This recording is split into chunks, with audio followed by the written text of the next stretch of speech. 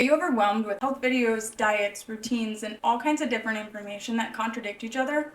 Take a breath. I'm about to give you the big picture nobody's talking about. Because if you're exhausted from trying to fix yourself and just want simple, tangible ways to actually feel healthier, welcome. My name is Louise. I'm a certified yoga instructor and I've been on my wellness journey for almost 10 years now. And I found that missing piece when we decide to take action towards our own health and why nothing sticks. The problem is that you're not behind, you're just overwhelmed. You're confused on what actually works for you. And honestly, who wouldn't be? Wellness has turned into a noisy mix of trends, routines, and opinions that all contradict each other. It's like trying to put together a giant puzzle without ever seeing the picture. Maybe a few pieces are together, but only when you see the photo on the box does it become clear where each piece goes. We start from the big picture because health is so much more than routine. It's the way your inner and outer world work together to support your well-being. My purpose is to help you understand your needs, reconnect with yourself, and build tools for a life that feels more grounded and intentional. If that's what you've been searching for, this framework will give you the clarity that you've been missing. And I'll be breaking down each one of these in a mini series to help you create a foundation that feels aligned with you. But before we go deeper, let's talk about what these 5 pillars actually are. Number 1 is awareness. Awareness is the foundation of every change you'll ever make because you can't support yourself if you don't know what you're feeling. Awareness is simply that tiny moment of noticing, oh, I'm feeling blank. It can look like noticing your jaw is clenched, or realizing that your shoulders are so high that they're practically earrings. Knowing when you're hungry versus just stressed, or noticing your thoughts start to spiral instead of getting swept away by them. Awareness isn't about fixing anything. It's simply just noticing what's happening on the inside, so you can then choose the tool for that moment. Most people don't feel stuck because they're doing the wrong thing. We just don't know exactly what our body is asking for. The second pillar is your breath. Breath is the fastest way to your nervous system. At any moment, you're either in fight or flight or rest and digest. And your breath is the bridge between those two. Awareness helps you notice what state you're in, and your breath helps you shift it. And the beautiful thing about it, breath is always with you. It's always available and always free. But that's all you need sometimes is just a moment of pause in a world that moves way too fast. Third on the list is movement.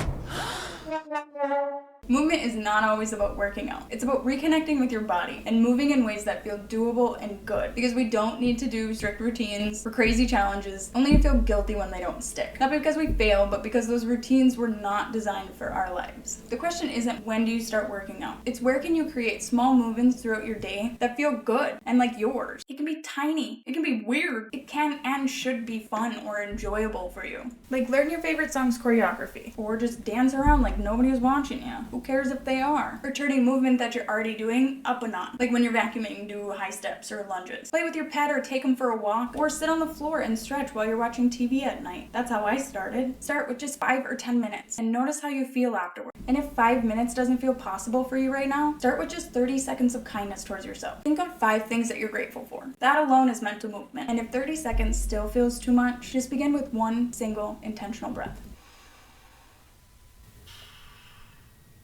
Small accomplishments builds confidence. Confidence builds consistency, and consistency builds a calmer and stronger you. So think of ways that you can add simple movement into your daily life. Number 4 is rest. Rest is a true practice of permission. There's a long scientific list of why our bodies and minds need rest, but most of the time it comes down to us not allowing ourselves to rest properly. Like real rest, not couch rotting or doom scrolling, even though those may feel good at the moment, because your body is grateful for the pause, but your mind is still racing. The guilt creeps in that you should be doing something else, and if you're scrolling, the noise of the world only adds to the stress. That doesn't mean that you can't sit on the couch. It just means that rest is a skill, one most were never taught, or we feel guilty or shame when we do take 2 minutes for ourselves. For me, rest looks like my shoulder massager, a calm nature video, a timer, and 10 or 20 minutes of doing absolutely nada. Your version might look different. Maybe you sit in silence. It might be journaling, or it might be lying on the floor staring at the ceiling. For so long, many of us have been taught that our needs come last, that slowing down is something that you have to earn instead of something that you just receive. But we are rewriting that narrative because you're allowed to feel calm, you're allowed to take up space, and you are allowed to take this time for yourself. And you deserve that simply because you're human. And that leads us into our 5th pillar, which is our environment. Your environment shapes how supported you feel. Adding tiny little pockets of calm throughout your home can make wellness feel so much more accessible. I turned my unused dining room into my own little zen den. I didn't even have a dining room table, so I threw a chair, a plant, and my yoga mat, and now I sit here every morning when Henry's eating his breakfast. I can read a few scriptures, write in my journal. It's just a place where I sit down and reconnect to myself before I start my day. And you can create your version in your home. Maybe a reading chair or a meditation cushion with a warm lamp, blanket, maybe a plant or a little fish tank, or maybe a little coffee and tea table, a thrifted shelf, and an incense burner. Take a look around your house with fresh eyes. Is there a spot that quietly calls your name, or a space that you never use, or maybe just a spot that's a little bit quieter than your main living area? This is not about doing a full reset. It's about creating small supportive spaces that meet you where you are at, even on the days when you have no motivation and all you can do is sit down and breathe. Let that spot be your spot to go to.